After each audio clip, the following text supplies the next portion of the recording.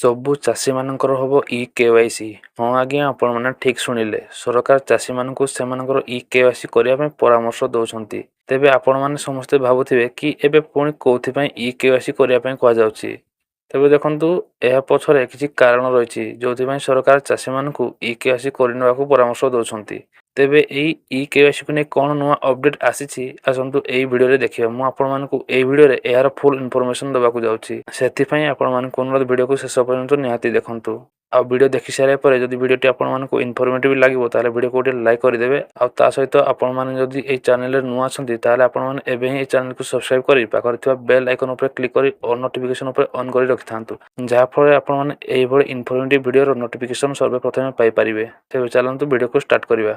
ସବୁ ଚାଷୀଙ୍କର ହେବ ଇ-KYC। ନକଲି ଚାଷୀଙ୍କୁ ଚିହ୍ନଟ କରିବା ପାଇଁ ସରକାରଙ୍କର ଏଇଟା ଗୋଟିଏ ନୂଆ ପ୍ଲାନ୍। ସବୁ ଚାଷୀଙ୍କର ହେବ ଇ-KYC। ନକଲି ଚାଷୀଙ୍କୁ ଚିହ୍ନଟ କରିବାକୁ ଇ-KYC କରିବେ ସରକାର। ତେବେ ଆପଣମାନେ ଭାବୁଥିବେ କି ଏହି ନକଲି ଚାଷୀ କେଉଁମାନେ? ତେବେ ଆପଣମାନେ ଭିଡ଼ିଓରେ ଆଗକୁ ରହିଲେ ଆପଣମାନେ ଏହି ବିଷୟରେ ଜାଣିପାରିବେ। ତେବେ ଦେଖନ୍ତୁ, ଚଳିତ ମାସ 19 ତାରିଖରୁ ପଞ୍ଜୀକରଣ ଆରମ୍ଭ ହୋଇଥିବା ବେଳେ ଅଗଷ୍ଟ 20 ତାରିଖ ପର୍ଯ୍ୟନ୍ତ ଚାଲିବ। ତେବେ ଆପଣମାନେ ଯେମିତି ଜାଣିଛନ୍ତି 2025-26 ବର୍ଷ ପାଇଁ ଆପଣମାନଙ୍କର ଧାନ ବିକ୍ରି ପାଇଁ ରେଜିଷ୍ଟ୍ରେସନ ଆରମ୍ଭ ହୋଇଯାଇଛି।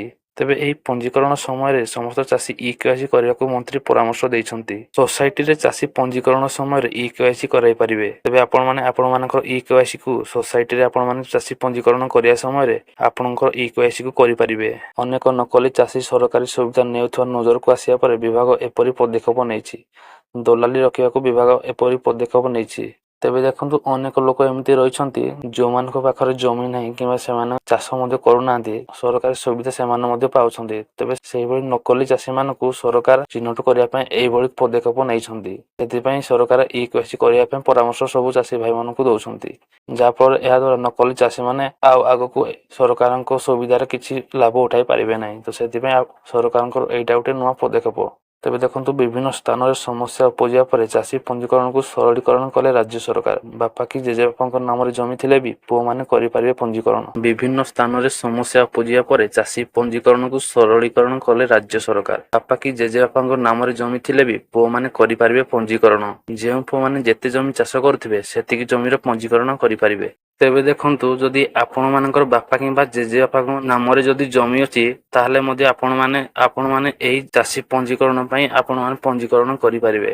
ଆଉ ଯଦି ଜଣେ ଭାଇ ସବୁ ଜମି ଚାଷ କରୁଛି ତେବେ ତାଙ୍କୁ ଅନ୍ୟ ଭାଇମାନଙ୍କର ଲିଖିତ ସ୍ୱୀକୃତିନାମା ପଞ୍ଜୀକରଣ ସମୟରେ ଦାଖଲ କରିବେ ବୋଲି କହିଛନ୍ତି ଯୋଗାଣ ମନ୍ତ୍ରୀ କୃଷ୍ଣ ପାତ୍ର।